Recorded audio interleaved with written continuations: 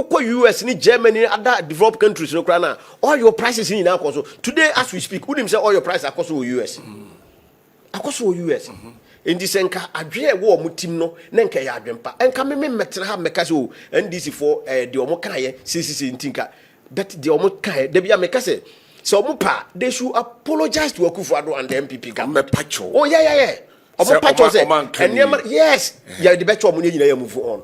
Russia and Ukraine's war has also featured prominently on the list of excuses. The Russia-Ukraine conflict cannot possibly be responsible for the suffering we're going through. A few moments later. Despite the work we have done in stabilizing the economy, Ghana is not immune from the shocks of global events. Recent events in the Middle East, which involve an exchange of missiles between Israel and Iran, have started to escalate crude oil prices dramatically. I've asked our Minister of Finance and Minister of Energy to keep a close eye on the development and model the possible impacts on our petroleum prices and prepare measures to protect the recent gains. Are we saying that these so-called global factors, COVID-19, Russia-Ukrainian war, affected Ghana more than it affected even Ukraine, which is at war with Russia? Why the bombs Putin is throwing to Ukraine? Are we having some of the bombs fall in Ghana here? So look, stop the flimsy and frivolous excuses. And yakoda so de ya say petrol Buor e hwedi kosoro diesel de kura de na chese yenka ya amanfo bebre no ato ma no de agu Ghana man pani titiro His Excellency John Dramani Mahama se ebo a wode e share Ghana for bra na wono ye campaign e fa petrol ne nema bi ho no enensa enye sansem no kura e na wo mo e ka kire Ghana for o ma be dane wono mo no kura free se o mo opposition no mo ma ye hu se MPP amonyokuo enya de se wono mo botew wo mo na ma e free se wo mo do mo hawo nyina na se wo benedie ni wo hawo Ghana ye fam no o mo diri nyina ka akohwe Russia and Ukraine war abran susu a eni Ghana eni ye ni twaka bia eno dan chenso so COVID-19 ye ba ye ni ade a wo mu a na omo de akohwe COVID-19 nenso so wo hwe ba bia Russia and Ukraine ntokwa wo na Ghana se bi yente bombo hun tutuye yente hun popoye bia ni ade na se ye de be ye ha oba ba hwe de a na chese omo no ma na ni ye Ghana fo tie to abade ma NDC ene NDC fo aba betwa wo ho kire se entokwa na esi Israel ni Iran anase US fo ntemo no in fact enya wo how de amaye papa sisi ye kasa ni petrol ebo ekosoro na manfo to bi dia ma His Excellency John Dramani Mahama ni NDC amonyoku officer ntropa ena wo mbetwa Ghana fo a ene wono masa ye U10 wo metwa wo ho a wo mosa ede wo hawo no e ba beto ne ma bi ekoso owiase ho LGBTQ ho sensem e ba ye ndro ya tese Ghana mampani wako sign new bills mako 5 ni nyina Ghana for say masa enye we ne hia yen we ya wakosensan ne ade edin ya yasesa no ne ade no nye ne hia Ghana for LGBTQ no a Sam George timi se ne bo betra radio so nam no wakunkon no ekuntan ni nyina ne se Akufo-Addo MPP for say LGBTQ no mo hwe no mo de akọ parliament ne akọ ho de mo ye hu dede saa afede mo poda mo sisi eto abama mo na ohwe mpomma mo ba ya mo bete ne te mo be sign and then mo twa LGBT ho ne ne hia Ghana for ese mo ye to ahodo ese mo yi free so ne ade ne de mo yi mo ni free so ekosensan ne mafoforo na ene His Excellency John Dramani Mahama ohwe video we obenu ne ho papa NDC fo obenu o mo ho papa se mpenifo bi apa wo mo ho toma wo ne ma bi a wono mo ya entwa yie kura mesre se obenya daje na wahwe video yi kakra ma yuro mfetu se wadaro ma like video yi mame na share man nkoto afoforo so afezu fo wadwen kire so bra fa ne ma hodo a ekoso o man Ghana mo nyame nhira wo pa fuel prices are ebe kosuri na mintiu thoughts about it in him say per statistics any near my no Bank of Ghana babontia be come penin so babontia beka senke sika 7 nka ye gina brane anisa ene Iran ene Israel ne US ntokwano ede aba abebom ene nyame eya adoma menkase boy de nyame ne be ya adom ochina ekro ebetufu amu ama nakone ne petrol eko 13 cedis kwansu guso per liter na afi diesel ako around petrol ko 15 cedis na diesel around 17 cities. Right. Mami too on that score. Minia medawasi bimna machia abadwafo a Moagye akomia nwumre o mo hwe mba bi o mo bia na mafa kwanso achia me ankasa me constituency jama south fo nyina na bona any party for nwumre o Moagye akomia o mo hwe nyina ye be kira o mo nyina minia ansra mekafu asemi ade ba ko a ha me constituency a me ba sisi ya na o mo frame o mo ka ho asemi problem ya solve ayi nwie any kuku de no. Sir. Oh yeah, what him say Jama is out there. Ye kakuku ne kashua adwuma kese aye wo no. Menim say aban no say we release be say 4 billion Ghana cedis. Say ye mfantu akuyafo no ka. But kan nyina no ye nim say it's about 11 billion. Enti enko ba bia. Ti akuyafo no bebre wo ha sela o monsanka o musika. Besine. Yes, ya to kuku no aban agi kuku no. But o monsanka isika no. Nti yebesra aban se bebi akuafo no sika wo bia o modern so o mensa beka fi se akuafo no tete ukọ bebi di se Jama sa to America wan se me se nanka kuku no eba se ekofom nanka cashew no afinsu cashew no antumi amayi papa ena de etumi ba he no so no aban sika o de to so se ye mfanto cashew no enduru de obeto ye no because oba no na number 17 ya omo shase omo tokra na itumi koya 2024 na itumi koya ko be say 22 Ghana cedis 25 Ghana cedis per kilo. But currently aban no per gain 12 Ghana cedis. But nam say problem na wo ho say ye to a ye ko animu ana ye tiko form you know. See no they are buying around 9 cedis 10 cedis. Enti akuafo no bre. Enti obi a wo cashew na ontumi nya sika papa emfrika hwunu na ne koko nso a yase aton a aban agiksa koko nso abesi na aban tuareka no enti ama ohia kese pa na aka Jama South for enti ye besre sa aban no ema na ninko akuafo no afise aban we ba na e kamia kwa se akuafo do omo nka ho kra omo ne ma akuafo ne ma aban we ani ndi ku adwuma chi enti ama akuafo no ho kire omo pa ti ye besere say abanoma na ninko na yentu akuafo no ka very very critical e just ade a e be say branche no say mahama wode ye ka wotwe mutan wode ye ka anyway nti yeso utumi tuama anyway menua mede bia ya na me kama sembo ba bia me di nkomo bia say enka me NDC for no ye ana aban yo woso yi enya aban a me expect anything aniema kase bi afrom because some of us na ye hu omo 2009 ebra president Kufuor hand over mo na be di 8 years no me I don't expect any big things from the NDC. You don't expect anything? Oh no. There is nothing that they can do, but I will always judge them, and I always judge them by what they said in opposition. Okay. Inti me ye analysis bia na say many NDC for kasa me biso mo say dey na wo kan opposition enra dey na wo kan ye na neso dey na wo kan free say the president e kan kire nsisi ya na say nanka ye prices ni na ye stable ne dey ka ho na enam say sisi entokwa akọ America Israel and Iran for ntem enunti na ama say ye prepare say nema eba sisi ya na mo na nya sa na president ene ne finance minister ne governor of Bank of Ghana nyina. But question is, when did they realize this? That ben who's are they we? We say, "O mampani no catch there and say, sa ayi entokwa akufu ado time e baaye ye nyina ye nim COVID ya yekom. O man akufu ado aban be fa o man 2017 ye hunu enema aban ye aban enema MPP aban ye ya na esombo kra na say ebra na ye campaign Akufo-Addo started free education say obema Ghana for 2008 and 2008 Ghana for anto abama no 2012 omanto abama no and ebeto abama na 2016 oba 2017 na no sha say we implemented that policy enti the party for kra ebimu kan say omo na nya ben ko nya abotre enko nya abotre answer what say there be the ogina so a born to apa any free senior high school no so to implement in 2017 now we implement free senior high school omo ana omo doubt to ana omo ye NDC for kra I quite remember said the likes of Miss Bell mo omo do omo Marco school mo be kan about asem no papa no kan no say no kra ye adwuma enti people benefited from the free senior high school eno na ye Akufo-Addo policy or the buy aban we policy kese ya ogina so pa go the buy power any 24-hour economy na meboa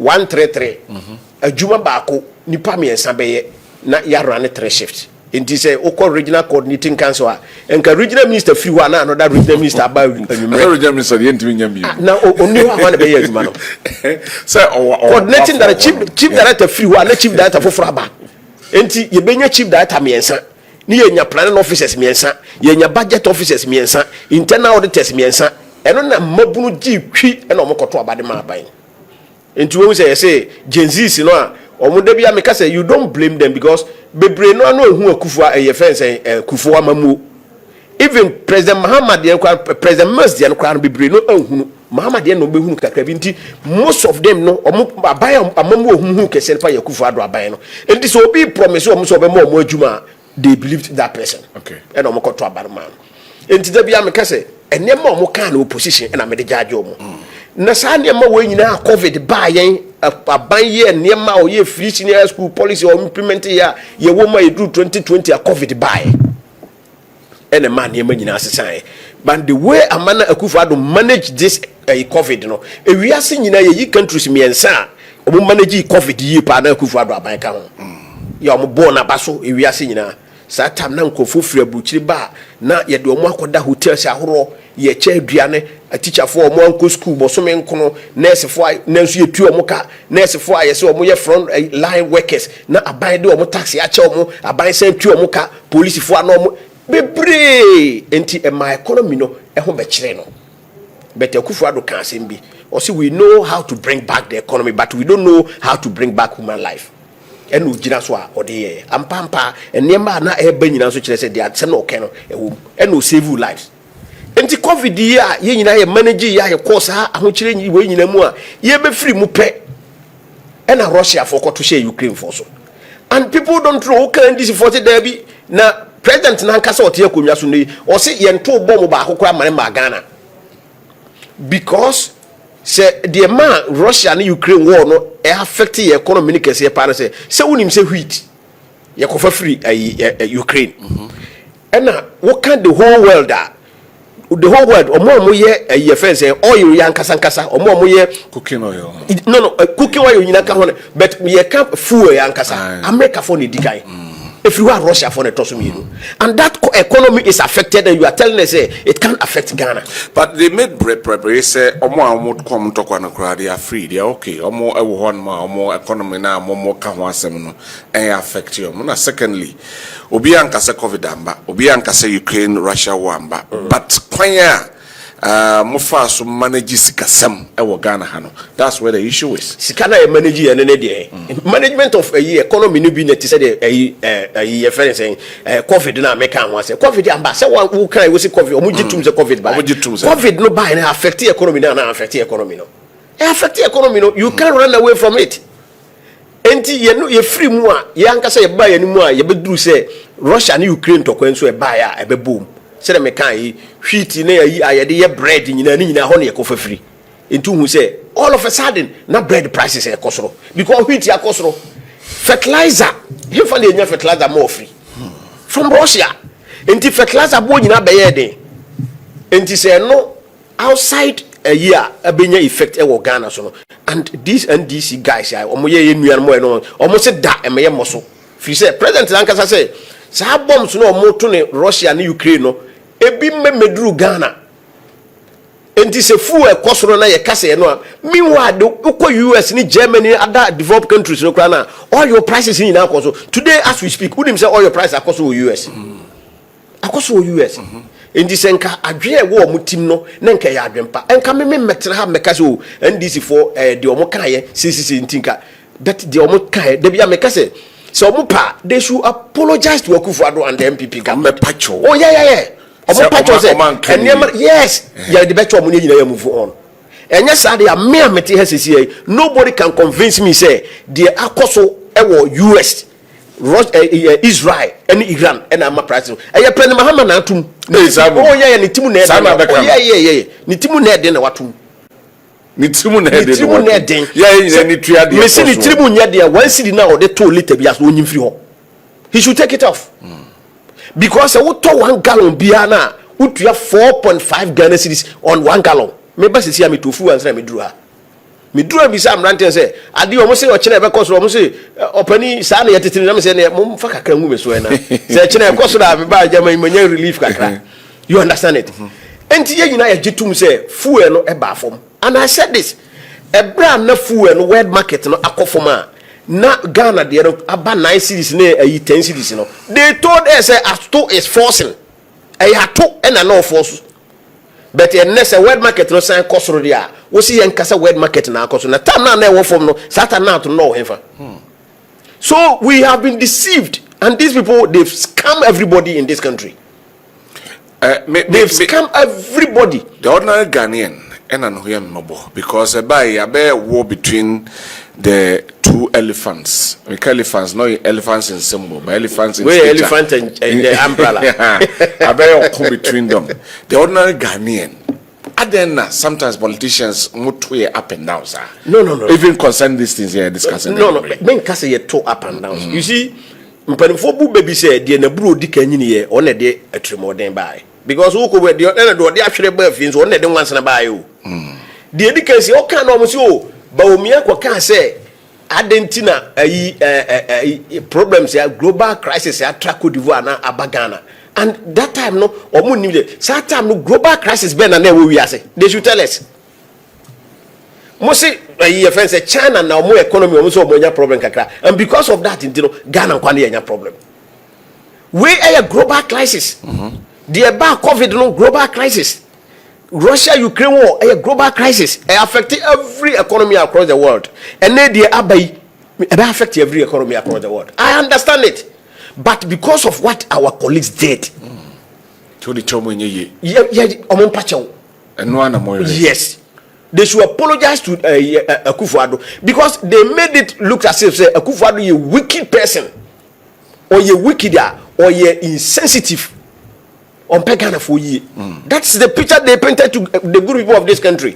Meanwhile, wouldn't say, I don't know, you know, or you know, I one or Ghana, and so yet they're quite 2 years and a quaman on it. Into do not a cockra, a different abbey. And now your private companies, a bit this is no more crown over. Into a court, not surprise now, because we are here. You will deregulation. Definitely, it will affect the cost and the price in Ghana. But our colleagues from the NDC were not prepared to listen to anybody. Can be even the say na am rantia no name maba wana me fa say youthful exuberant kwa nobody can answer no and can ya the current president then in opposition or not tiginam e ka say Akufo-Addo mismanagement incompetent afenso or ye wicked enti what to fu em na me ka say John Mahama na to fu em a obeka jem say and the nyon netum I see the nso to nra no sa na wi boy enti ye besre president Mahama say or pese or my way mu ye hunu se or dogana fo a sa yi wan sidi no de o yifiri so aye ho be henhan enti wan sidi no o de ato so sa dum so levy no o de ato so no onyim firi so menia ade ba ko won sisi ala se won se nanu ye yi window no ba ya o mo to fuwe no driver fo anto lorry fame aha manto mama nchiro se sisi se o kira fuwe no sai kosora because ade na free 11 or 10 e ko 17 you don't expect the driver to increase the fares. They will increase it. In the moment when they increase the fare pay, you know say inflation will go up. Now ordinary people no on much trouble because look, full ya must say no about 4 about 10 and 9 ya no more come say about 10% of the population and no more benefit you. Because you na me say you can fight you private car because na me to full na bring MPP free power na 14 na and na about 10 Ghana cedis no say me relief but ordinary person na okofo trotro no ye tie so ma driver ni na okotofo yante trotro no so ama no baby wo kra I know sunwan ye say to lorry fare no kan ho e na kuma so hu de si ya na mo bo short and this abu akwa na okwa that is it abu akwa na okwa olodu so okosofo lie odu so follow na oyi omo aposo mo ye kwa abu akwa na wasan form no de omo ato so that was what they were doing na mo nsaka omo sika enti ordinary person now no wo form ho no wanya mfa so obi awo so enti ye na amfa se ye kura private car no ye na yetumi nyefu na ebenya mfa so wo so enti how many people ye wo Ghana yetumi use private car enti majority na omo ye ordinary people omo ye ordinary Ghanaians na beka so omo ne fat trotro and ka omo nya mfa so obi awo so enti so china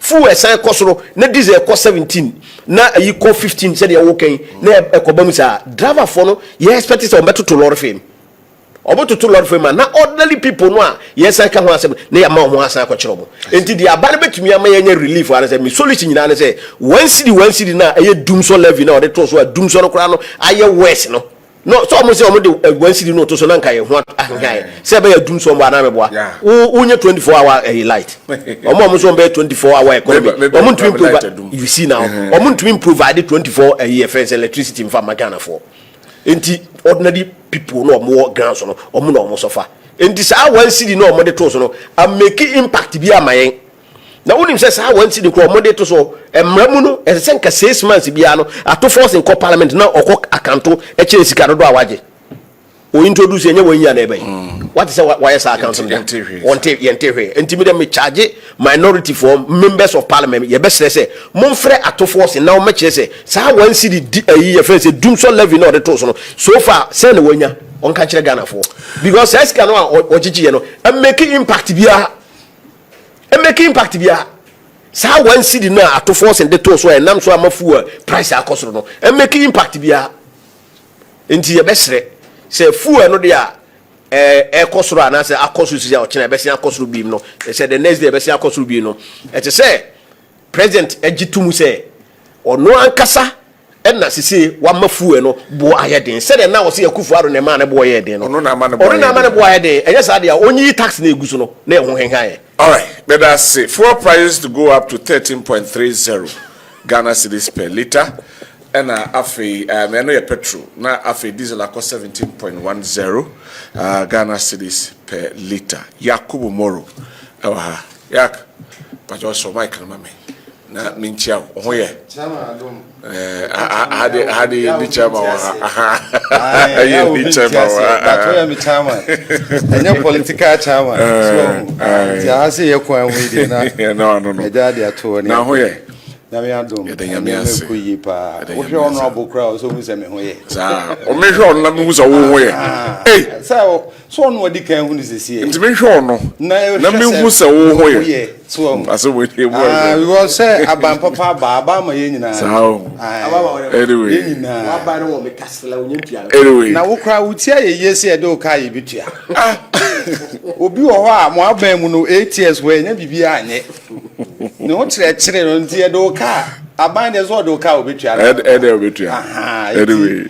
Mo ani say e do ka ye bitua. Aban no na mu tutu na ne ma yi. Ye hwe fuel prices are costly na yaka ho ensem say bebre simutrimu adin titru MPP for simutrimu adin pa so mo hwe Ghana fo nim pa na mo se free ochina ekọ ye betu fuel mu om se mamon koka Iran any Israel tokwa no da mamon fanye an example because Russia and Ukraine COVID by no omokoka mo si boy yenye ne sa yenhwe me na campese be hwe from the political angle but honorable raise issue we say kam be ban ma be patch or say the mo kan no man kan yie kura kan afford be chebo mamenti mame na wase na menchia wankasa wo mu ne ukwu amoye adwuma na menchia hwefo nso o majibre hwe amenchia me nua pani honorable na men kase senko ya ben mu pa nko bi Philippa say o former MC so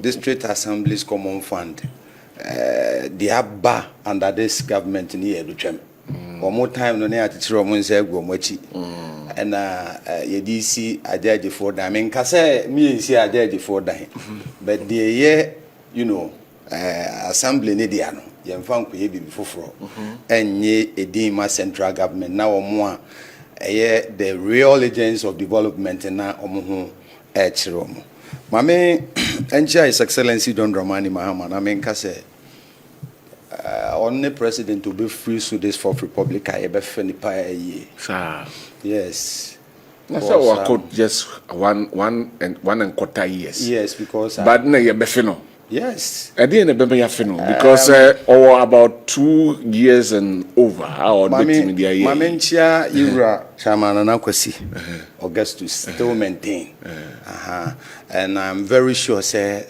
message here me driving home with the NDC internal elections in him say basui you see leadership so will be of leadership now funny no results. I don't think that there is no need in changing him. I believe say in no maintain run and now see on kasa but the Jumano actually how competent Iran and now see now question what's a mind cano from the political line but no matter what because maybe honorable send you see canopy many people can say oh sir I'm telling you samum oh what say say fu antumuna abasisia no 1 cedi idea ka hontina ama no abasa there be o say up to moi and kamunyi no free ho and was say to force him rametri man put him right to force him rametri Sentia sa 1 cedi na eda so na ene amafu of price akọ esoro na echi na be san akosoro bi wanti there be nyesa no kan senke betimi a nyesa no kan senke amatiase me say you ended with Niamekaya and obono tofa in that direction. But you see, Honorable knows very well, say, factors are emafu or kosorono. Ebi na atu yesisi ya. Yes, of course. Say factors. Oh, nyabutre. You will say Russia-Ukraine war. Russia-Ukraine war. Senior, you won't mean compare with this one. Why? And thank you. The devil is always in the detail. Russia say me twice Ukraine so. The Ukraine na ne ho abasem. Na ubusa won say Ukraine na nkasa no. Ghana eden na yenya edi free omho. Ombeka wheat, ombeka flour, and all these products in Nyina no Ghana. Yebetimi aye ho adwuma. But also have similar. We have control. We have fuel here.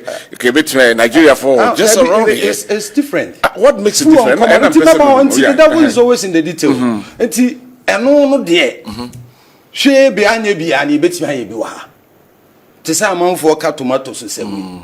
Wonim say me krom na wrongo. Burkina for the no mo kan say dua eye papa no. Eho enom be fefu. Na correct one wo. Exactly. It is asoman ye a proper agenda say be see tomatoes are cover free Burkina Faso na ye be ye bi wa ha. You this abebo he me nuanom. To with this you agree say politicians what the Ghana for you agree. It is not about politicians. But it's about who is always in the detail. Okay. You see it is about the fact to say we see Russia Ukraine war. And tibibia no ako achew. Ti asem ni o. Economy na fall flat. COVID-19. Okay. Economy say Russia Ukraine war. Okay. COVID crowd e ko hono a they will fall flat. Do you know why? No. Omunya sika that period no change time bia on ba bem. Some boy dey catch them some boy. Yes, even locally people donated. President Akufo-Addo the need to ha. Now the then finance minister na we fugitive ono so the need to ha. Now Alhaji Mahmoud Bawumia the nti eno de okra de yenko. But what they are trying to compare Russia Ukraine war vis-a-vis Iran, US, Israel. And America try say Russia now to share Ukraine so. Nti say bibi be free Ukraine aba ebe ye den. Ni be free Ukraine aba no so Ghana can be on its own and produce oil we can produce the quality of them. We can't mean producing oil. Your oil ya can once a me. And that ya drill oil will chroma say Abaya no also a president Kufuabai. We say do ben or DJ percentage I won't crown and do 13%. I'm telling you. Kabumana 15%. Now you two oil wo chrome. Now ebupendo do na ano ye de ko baby. Kakra bi na wonya na so you don't have total control over oil. Now again, senior unim ade ba ko a e wo se yesan so hye ne so ne se Russia no a wo oil no. Sa ne oil no. Sa time no na ye kopa ye nya problem bia except so we be can tell say na ye nya problems with getting oil.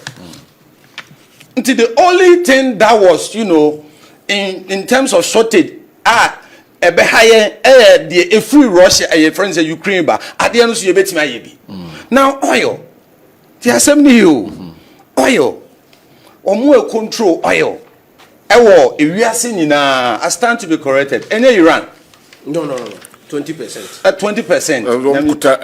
Omukuta emuso eson. 20%, 21%. Debbie, so 20 cry could be the largest producer of oil. Because me must say on my back cry bet me hold 50% of it. So baby oil free bar. Any streams of oil, you see, it is not, let's not forget, oil no coin no crown and more SCSO. If they decide to stop the transportation of oil, the problem beba. So you see, it is clear, say and to your President Mahama Baye within just a year. What they have to talk my city no and who I dang Tiasami ho. Ama ejina ne naswa and kasasem we see yeno. Me did this oil be crank better no 20 cedis per liter. Because factors ma oil and now fan wo bo kosoro no yen cedi no any dollar no rate no very important and ameboa eti say ene ya ye ka say ye ba be for $1 every 14 cedis 14.7 cedis e dey about bedru hwe be ene I stand to be corrected is how it's ranging between 10 to 11 cedis meboa eti say 14 cedis rate na enei fan wo bua kosoro se ne yehuni ya na uba na ba be sesa na senka wo the pricing ba wo dwen se na nka be kwa koduru nti all that I'm saying is ade na ba yes we will play politics with it, it's usual, but let us not compare apples with oranges. It is not the same. Enya de corona again honorable akata nani akata na so send you want to say President Mahama say now we have seen there is looming danger in terms of oil escalation and all that. Until one city they are going to consider. So consideration doesn't mean it has been taken. It means that we are going to take it off. No. Consideration means it doesn't mean you be taken off. It means that exactly. And that doesn't mean automatically President Mahama na me nim no no. Once me can start him establishment. President Mahama na me nim no no. Oyo si ade yo. Okay. Nti ebeyi. Okan wo ye. Ti ebeyi once the I'm telling you, look. When and we say we look at other factors ye betimi e de so near so ama consumer no so ekomu adjo. Why my question is why do we always also a trauma problem be pemiyen and suddenly are taking some of these measures because it is something that is taking us to that resetting agenda now you can see how improved TOR is right now. TOR a refiner about 20% of the oil now here Ghana. No problem, but it was far worse than that. So you have seen an improvement of that. What it means is that if we can work upon that improvement now, we will definitely move forward as a nation. Look, a whole production line say enema be say ba ka obetimi refining locally na nka de aso ano no na edafom say ene yetimi revitalize TOR na say etimi produce at least 20%. Why wouldn't we go ahead and improve upon that 20%? Na probably be 50%. So nanka enema be say ba ebe hit there, but effect ni be very minimal. You understand my point? The usual politics in the union be play. Say topic here because we so saucy. You get it. Usual. We don't expect anything different from them, but the same. I stand in for the ordinary Ghanaian. Exactly. But stand in for the ordinary Ghanaian. But the fact is that you see the economy we see right now. Look. Let us not forget the fact say neutrals, neutrals are almost a bit civil service, and civil exactly. And then Joe Jackson, Dallas, before elections. What before elections, Or can I say, Obi Obeba inherited that economy from you run another Danko Kufuado near Alaji Mahmoud Bawumian Obebrepa. Let us not hold his alone. Wawunia Imani. Was in Nipa Oba Bejin another ne Alaji Mahmoud Bawumian. Frankly, or where Juma ye papa Maka Imani. Imani as a group. As a group. Imani as a group. Now, some may describe you and BP. I mean, describe you and BP. I didn't know how to Imani na Bobo. So that your person Eti unim. The American Cosian and say economy ateti ase apansam se konte bentum ago de kwani butia. Na ya ba be so me atimi manage bretie mu ba bedru be yedru and empirical evidence for everybody to see say any inflation come from meboa dollar but they cause you they say betimi asa peja o pe fu we dey cost rate and no na ya hwe say look if not for anything see e buy within 1 year space of 1 year ya ye buy so na see atimi stabilize things. Say eniema kranko from near stabilizer ba bedroom pembenzo ye yedru ya. I believe say commendable. Right. And we should have that GDA na. Sebe yede ema president Mahama ono so ama ye nsensi from wa obaye watoto niema ma economy agina ne na so say na. We should have say GDA ni say inshallah say ne tie bia no ogina brane a ogina anu ama niema ye den etimi atoto na akwa. Look, it is very important. Say as on my me 2 million MPP for minority for kuku na se no ya no don price bia waka President Mahama di musika na kwakoto plane 3 ene ade ne honkro ne ba. It is not about ensem obeka ade begu obi ho fi. It is about what is factual. Ye na wo dwen say sebi na wo se ebu hu akonta no kana sa pepe. We don't have any problem. Ye gina we sanko sene e wo say ekono a yes you be kabi. But if you want to, find means of avenging, avenging, and for that matter, Omani tons you me ready and go for no bay. And now your man pepper. So what you say? Anyway, you best say Minianum. Right. Sir, if you want us to change the narrative, see the majority of Ghana for. Hold on, my Musa question say if we become critical, that you need to Mompacho. Say bia monsumu use the politics. What you do the campaign? 8 year by not the NDC. Are you ready to? Why not? The NDC is on record to have done that before. One-time premium. Okay. We apologize and moved on. You never. Okay. So we apologize. Oh, it's possible. Say Bana say and they fuel no na say economy na. It's no more to force it, but possibly the world affairs saying influences in your way. Let's say. When you feel the shocks, sir, na worse, na is a 1 to 2 year may. Why not? Sir, yaba, ababedi economy, neutrals, or more NDC MPP4 are describing as a dear a bear damn obi. Sir, obeso staying in any say ababu drew say, why won't you believe, sir, you bet imagine a BB ever ban? The largest producer of oil, the whole world, no medical US, followed by Russia. Yeah. Iran for no produce only 20%. 20%, yeah. And you won't mean say US produces saying. Me say the largest producer US. You are not specific. No. Listen, Moro. I was making a generic statement. Say, I stand to be corrected. Yes, what a bro for our letting you become. Say you're quoting me. Me say what I'm quoting me. You have time for rebuttal.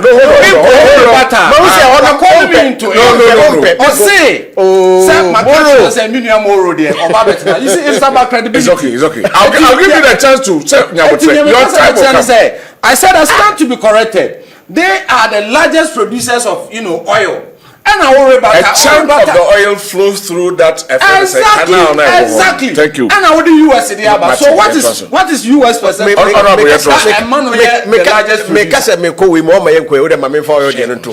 Oil no ebra a fence Iraq a fence Russia Ukraine war no buy no oil no price no equal ya $120 a barrel. As we speak, we check is here crude oil 102.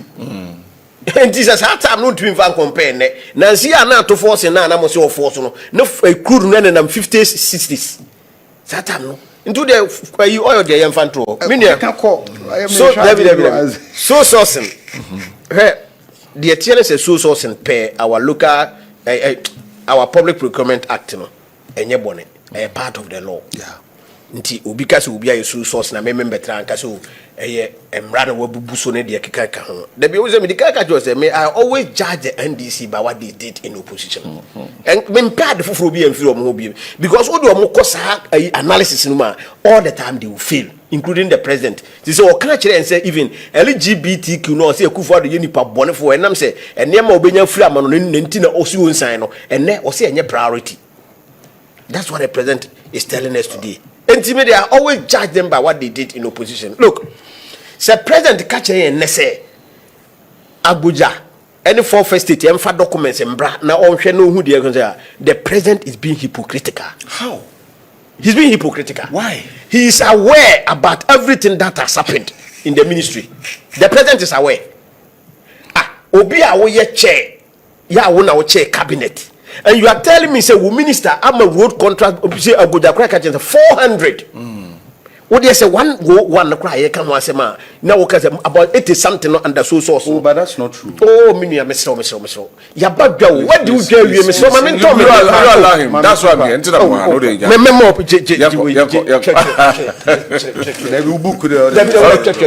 Let's go.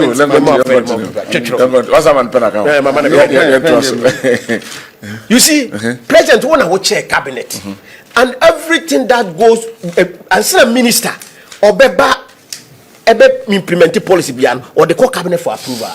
So the president is he telling us he is not aware about the method of procurement?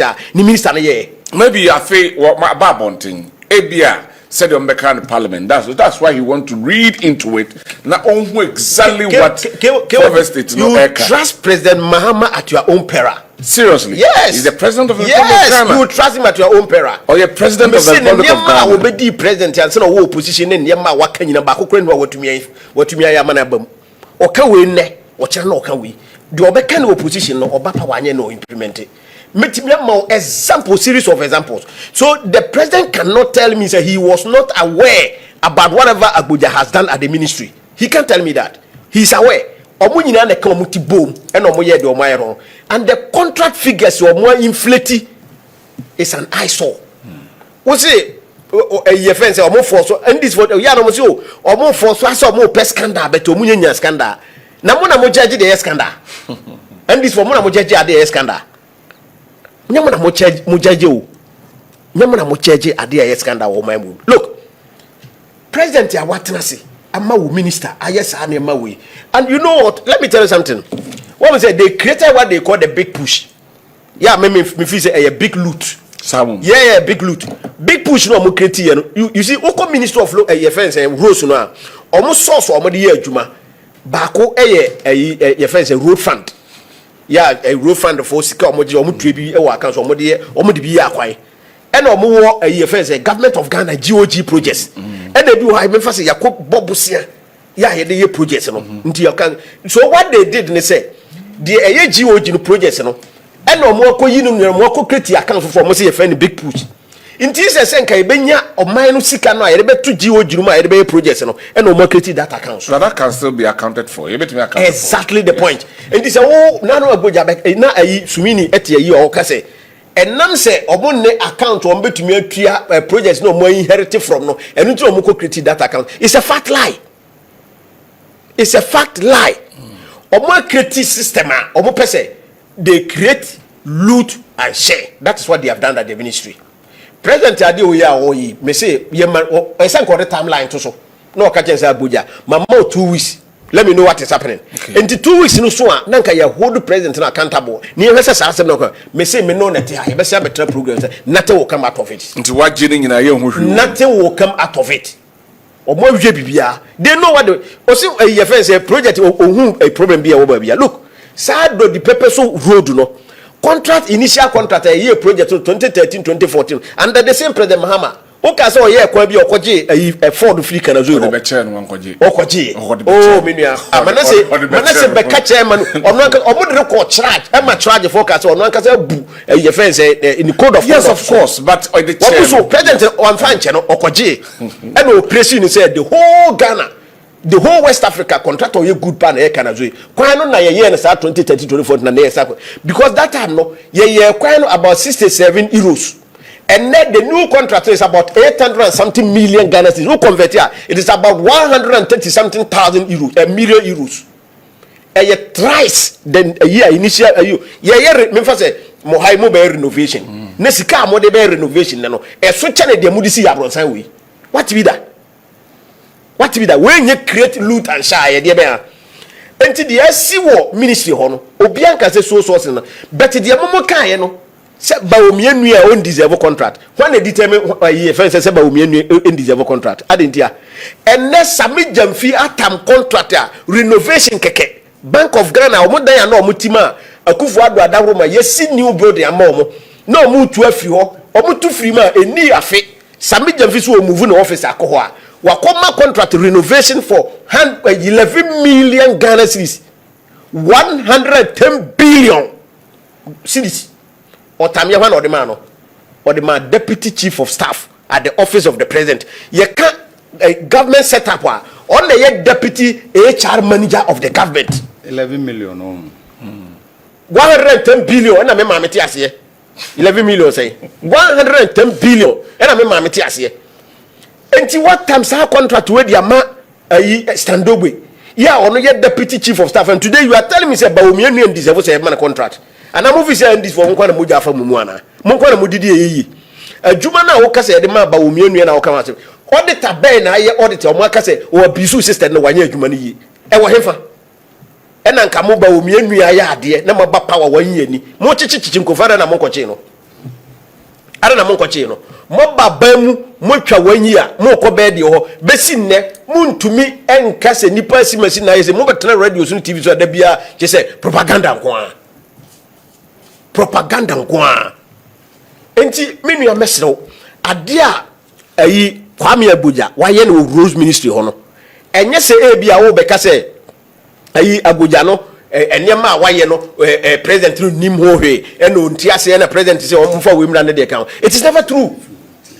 It is never true. President ni ya we all right yes e man Ghana fo nyanwu se ade akoso no time a bon all right a bon ko na de ha dwene kra na se menua ma me fama no nsi se omo transfer omo se ye MPP for ye na ye pese ye ade we be nye MPP for na de buy o for first state MPP no they help you to win power for first state publications in nyama be na o manya ntia Akufo Addo abai maybe they speak the truth maybe they don't have so today that yesterday they spoke truth but today they are not speaking the truth anyway I know MPP MPP and akofa sa ade we all right.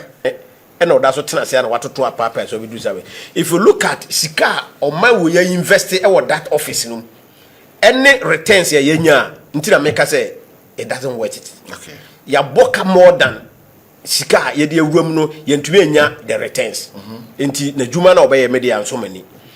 Look, and yama bebre owa or ye ya initial no I say or them pre ho bi ne koye ye na okwa na se wa pen wa sana na chi.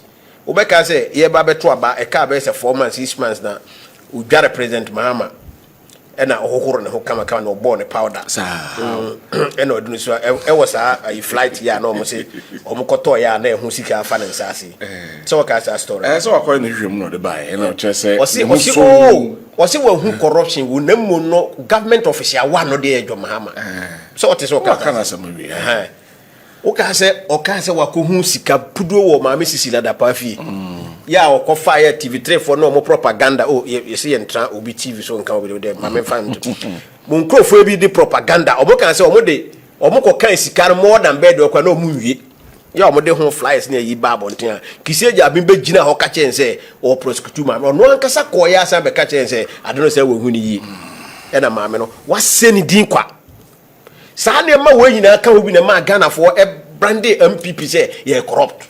Some people use some of these we say moro te onya de we no som na o de kan MPP asema. Wan ka so be fa ne hye. O mo kan sanse we nyina say nam tuntiri MPP ya akromfo. because my missus is at a bit is Martin Pebu. Try you so casem, my missus at a baby crack as a bit is a run for Jampu. Echo can say, Sir President Mahama Nanuya or call USA or call UN FS Assembly, Yakase, and reparation home sent me by a Kufuado ne locus crash of Becca's asset because or the man says cana a bimbequa could you go on pass it to say this at the pie. Uku, my many must say poto, I brought only evidence bia.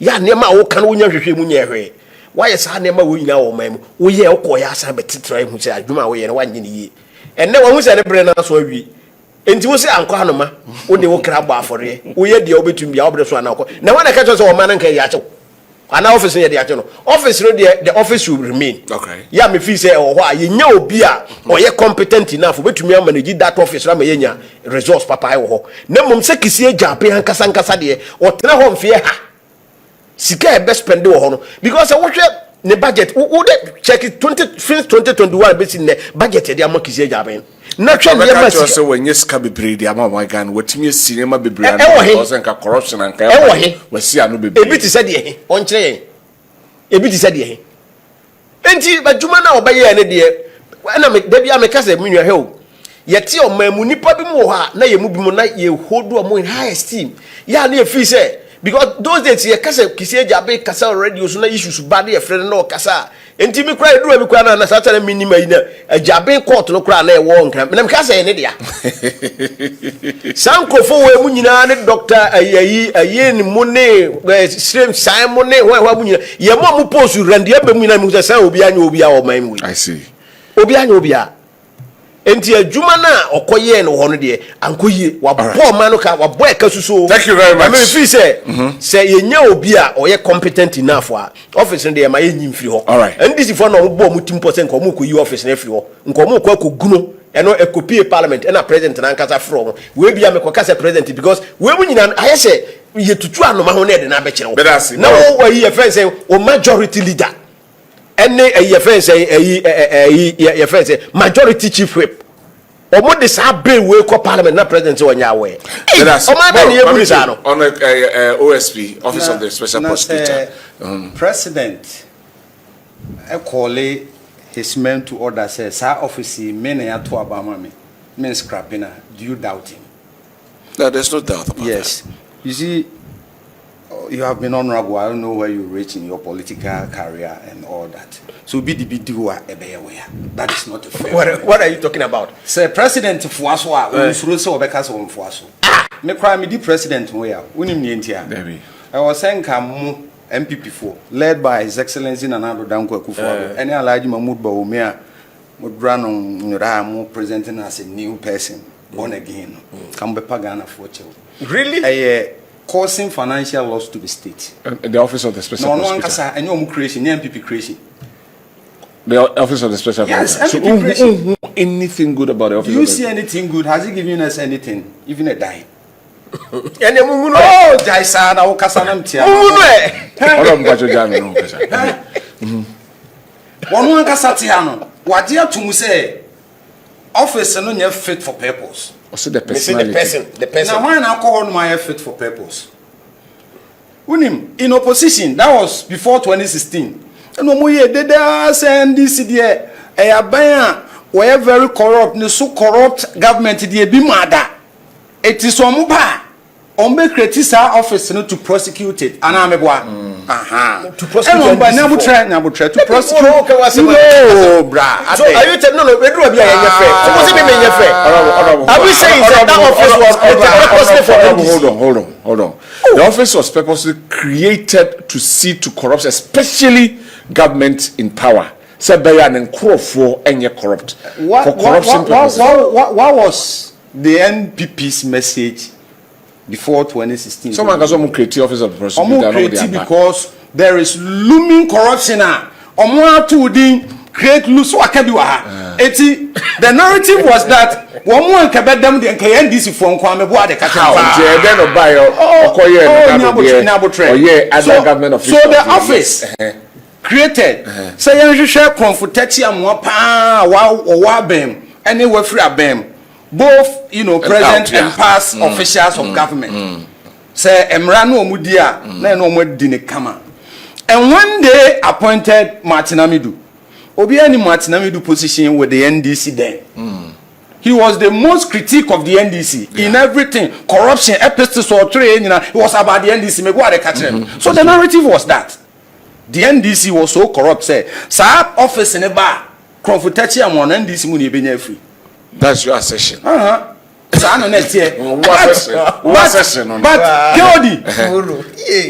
Martin Amidu every office no. Was this a Confutachi and one power or one Confo by President Kufuado? Matayamutu. Who watches the watchman? Papa now creative office. You see that the office was not meant for the NDC people. You see that the office didn't know. Say, send your creative office now. What no alarming people say will be a corrupt no. Say no cromfo now. See a man who come and me book no kesi. There's will be a woman cromfo. Mother serpent of all corruption. There's a corruption. A call him by him now. One day and it was an appointee of. Everyone another dan kwa Kufuado no one for NDC nyefi because of the fact say one year say be and to beda yentem everybody knew say na papa no NDC ni but now na NDC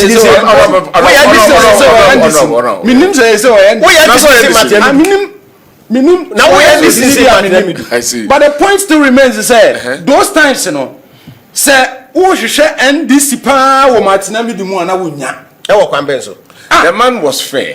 Okay. He speaks the truth. Okay. NDC so he was fair. Yes. With the narratives are not the NDC. The narrative for the man the same thing. He was fair. Mother serpent of all corruption and the critics are office. Eba enya dan. Why are we keeping it? So why Ghana boka papa dey say Mahama what dey eka Ghana boka office here you need be in frame. So why is it still there? It is not about Kisie Jaben. By the hold. It is about your creative office no. Unim look you need to explain to me. Yes, how? Yes. The time so but sir, he deceived Daniel. How? Sir, NDC are corrupt. Why? And the same people so what kind of side they always have a problem. Hold on. And this is a problem. I'm back. I'm not sure you know. Exactly. Why couldn't